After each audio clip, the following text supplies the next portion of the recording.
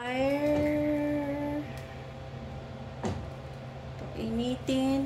Medyo igigisa natin yung ating paksiw po yung ulam. Ito na yung paso ko kahapon, guys. So, saan na yun? Where is it? Yan. Hindi nakita. So, isang pirasong fish lang ang paksiw natin. Ilagay ko muna sa ref para yan, painitin lang natin yung kawali. Sabi ko konti lang eh. So yung mga bata, prituhan ko na lang ng manok. Nagsaing na rin ako dito mga guys. So ayan. Onion and garlic. Mix, tapos yung kamatis.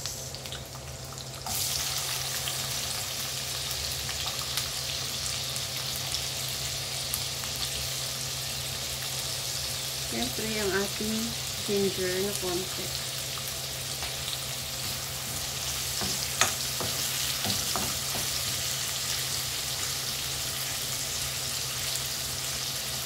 Gaganta ng ginger, guys.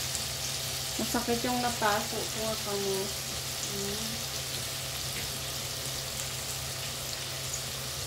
Of course, meron tayo dito talong. Nangitim na kasi kanina pa to.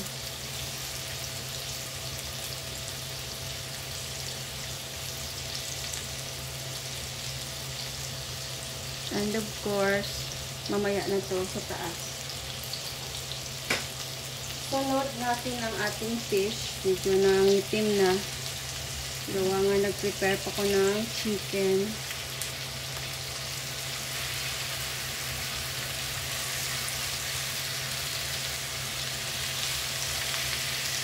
Yan.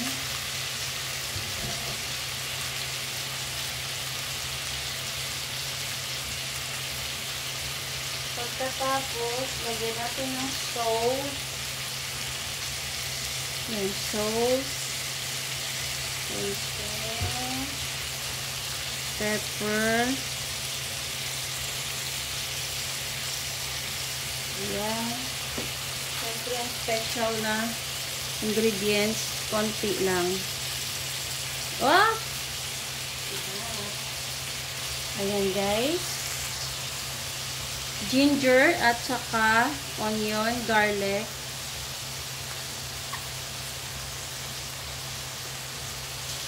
Ayan. Lagay ko na din tong green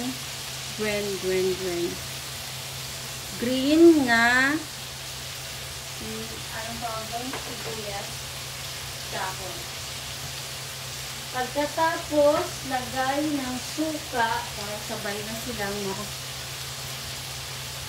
suka or vinegar.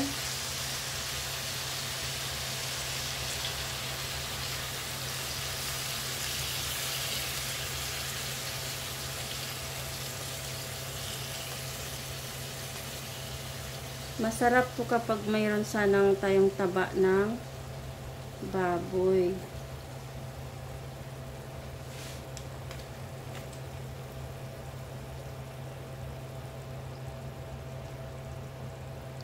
Buwas pa ko ni matapos guys. So, tama niyan. And then, maglagay tayo ng konting water para mag-balance yung asin at naluto ang fish sa water at suka. Ayan. Para hindi naman masyadong maasim. Ayan. Look at that, guys. Wow. Pagkatapos, takpan. Yan lang. That's the paksiw.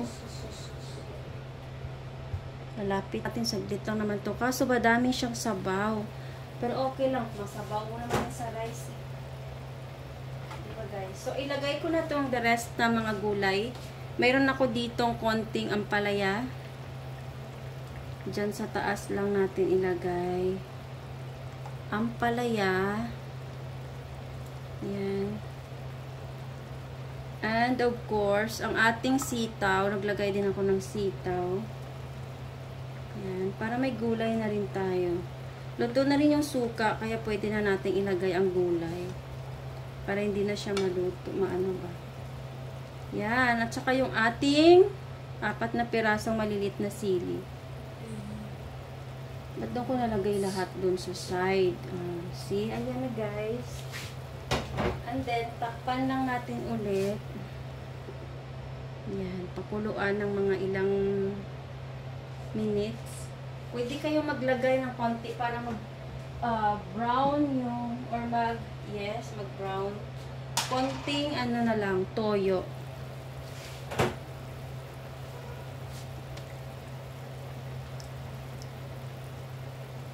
Ayan. Konting toyo para yung sabaw mag-brown siya ng konti. Yan. Look at that. So, kung nakikita nyo, parang ang sarap na niya tingnan, di ba? Cover natin at pakulo. At siguro mga 10 minutes pa muro na pulo, no? So, okay na yun. Kung gusto mo tikman natin mamaya kung yung lasa is tama na. So, ayan. Ilang minutes na ba yung ating live? Paksiw. Hindi ko alam yung isda na to eh. Ayan. Tikman ko nga kung tama yung ano, lasa. Kapag medyo maasim, maglagay ka ng konti tubig.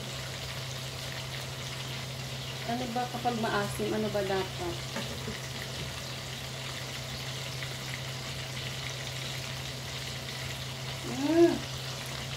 Medyo maasim.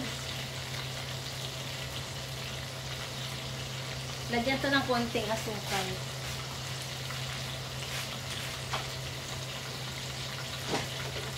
Coconut sugar.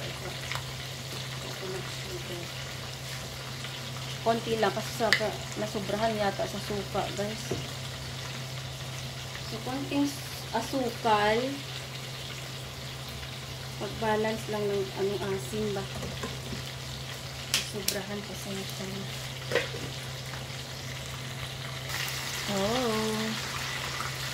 Check natin. Wow. Pwede na to guys. Luto na ang ating paksiw with vegetables.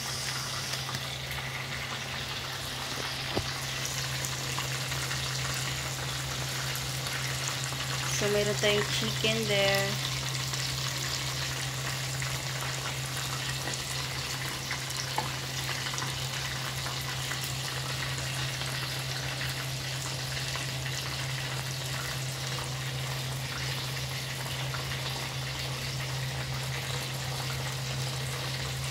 Thank you for watching, guys. Bye!